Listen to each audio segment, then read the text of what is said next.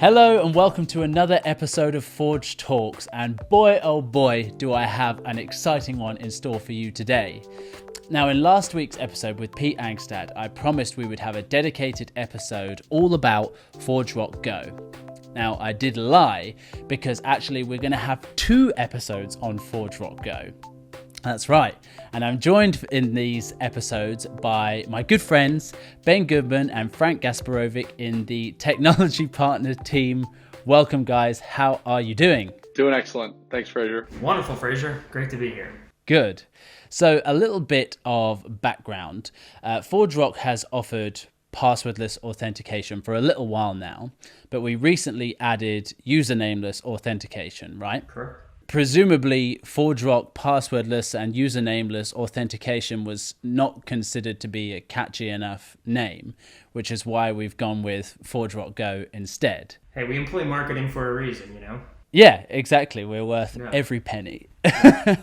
Everyone keeps talking about passwordless and usernameless. I hear it all the time. Now, I personally love having dozens of usernames and passwords that I have to remember at a moment's notice. So I don't get it. Like, why do passwords suck? It's a great question, and not everyone is a glutton for punishment like you are. And, generally speaking, passwords are the ultimate lose-lose, right? They simultaneously provide a horrible end-user experience, and they're very insecure as well. So it really is one of those situations where they make no one happy. And so, yeah, what's not to love? Yeah, exactly. Well, if you figure out the average person has over 140 passwords. What? And so it's pretty obvious that if you have 140 plus passwords, you're not remembering them all. So what you're doing is you're most likely setting as many of the passwords as you can to a single password. Or you're doing something that's extremely easy to guess. And so the security around passwords generally stinks. And the other thing is if you have all your passwords set to the same thing, that means you're only as good as that password. And if that password gets hacked in one place, it can then be used through a variety of different attacks to go break into other things. And so you may have used this password for something that's, fairly unimportant to you, right? But when that site gets hacked, if you use that same password for something that is really important, like your bank account, now all of a sudden a good hacker is using that username and password to go hack into your bank. Right. And so, that's a once again, a horrible user experience, right, but also a pretty horrible security issue. And so, what we see is that the vast majority of attacks are usually by attacking the username and password. I feel like this is common knowledge, and if passwords are so bad, why hasn't everyone gotten rid of them then? There's a variety of reasons, right?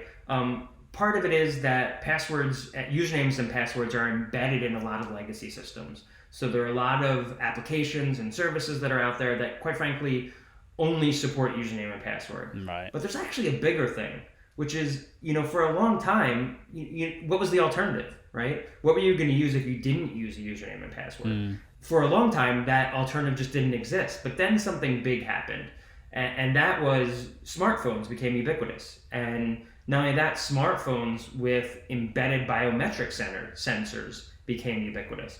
And now all of a sudden, we had this thing that everybody had in their pocket, which, whether they realized it or not, they were using strong authentication modalities to authenticate to, sometimes dozens of times a day, right? Like, no one thinks about the fact that they're doing facial recognition or thumbprint recognition every single time they pick up their phone. They just do it, right?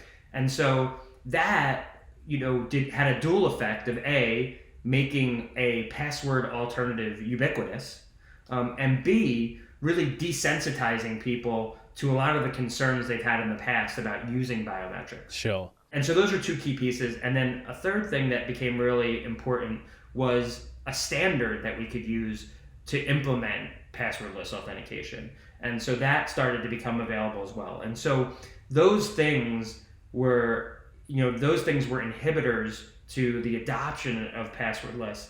And most of those barriers are now gone. So if I log in to an app and then turn on Face ID within the app, is that the same as passwordless then? Yeah, it's actually slightly different. So when you turn on Face ID on an app on your iOS device, you're actually storing your password in the iOS keychain. Okay. And this is a secure storage mechanism. It ensures that your password will never leave your iOS device.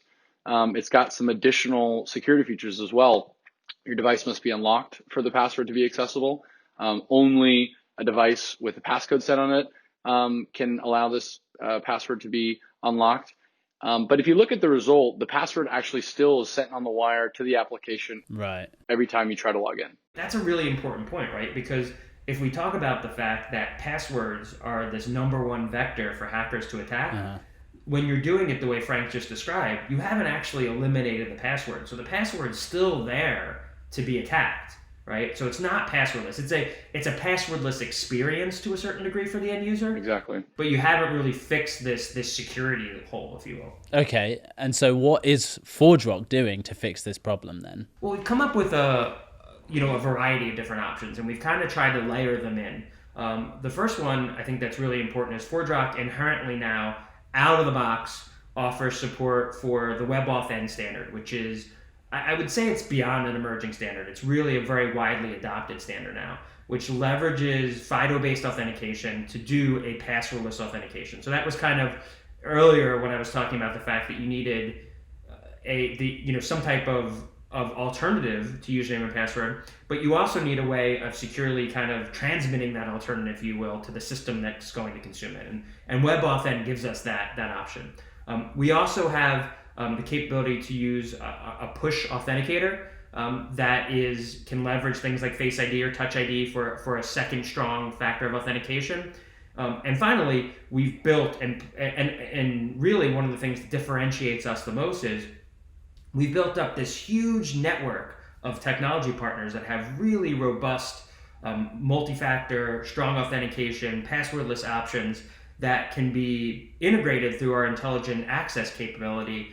And that really gives customers a tremendous amount of choice and flexibility in terms of how they want to execute on a passwordless journey.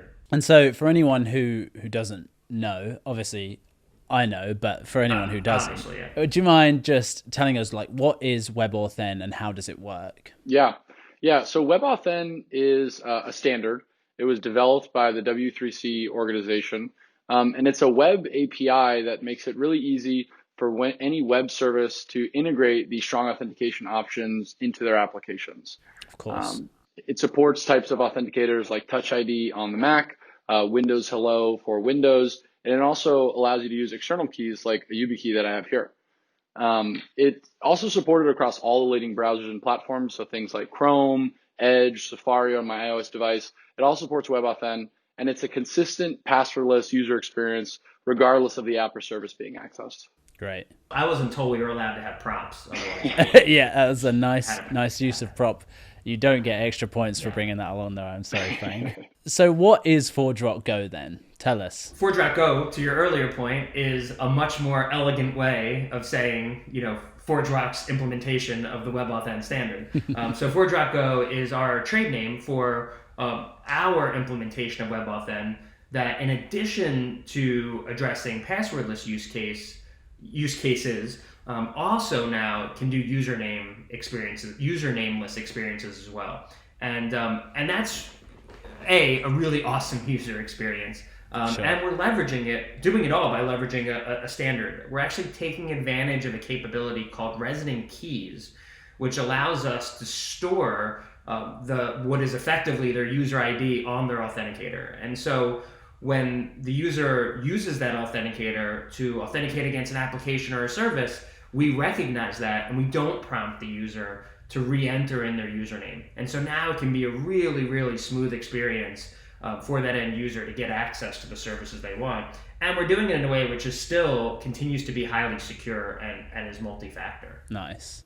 And I believe we've got a little demo that you guys are able to show us. Is that right? We do. We would never show up without a demo. Brilliant. Okay, well, let's check out that demo. ForgeRock's industry-leading authentication has been further enhanced with some of the great new features included in access management. For instance, there's a whole heap of new options to the FIDO2-based web authentication registration node, which allows you to do some pretty cool things.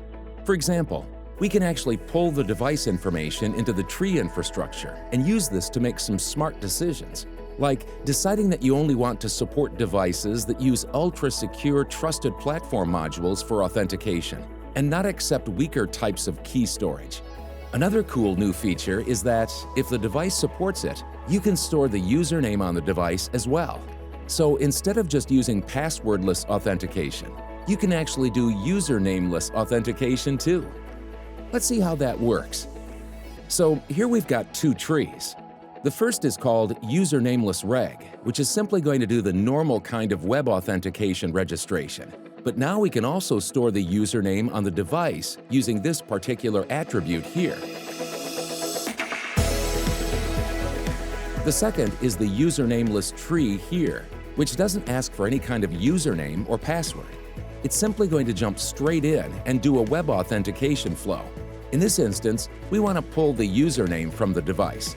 So again, we're going to use this setting here. Not all devices support this, but one that does is the Mac. So we can log in using the usernameless reg tree and choose the built-in sensor, which is Touch ID. And with just the touch of a finger, we've registered the device and created a new set of credentials. So how does that look in normal operation? When you log in, you'll get a prompt asking you to put your finger on the Touch ID button. And once you've touched that, you're asked to select a user profile. You choose one and you're logged in. So not just passwordless authentication, but usernameless as well. Awesome. That was really cool to see that in action. And so my last question for you guys then is, what does someone do if they need more than what WebAuthN offers today? Or if they want to use something other than a hardware key, for example, or platform biometrics? Yeah, it's a great question. ForgeRock in general, we've tried to take this very wide-looking view on how we approach problems like this. And we recognize that, we sell our software to just a variety of different customers that are doing a diverse set of use cases. And so there's not a one-size-fits-all answer. And so that's why we've built out the Trust Network. And the Trust Network really does provide this large set of options that can be either used instead of something like WebAuthN, or it could potentially be layered in on top of it. And that's what's going to provide, really a true intelligent journey for our end users. And so we think that's, a core differentiator with ForgeRock. Yes, we have these amazing out-of-the-box functions, but we also have this capability to reach out and really leverage the collective innovation of our industry through the Trust Network. Yeah, that's really exciting. And I believe in the next episode, we're going to do a deeper dive into some of these use cases. Is that right? We are. And we're going to talk about how we have the capability to really manage the entire user journey, not just authentication. Awesome. Well, thank you so much, Ben and Frank, for taking us through that. And guys, I hope you'll join us for the next episode on ForgeRock Go to find out how ForgeRock's Trust Network enables some really cool usernameless and passwordless use cases. See you next time.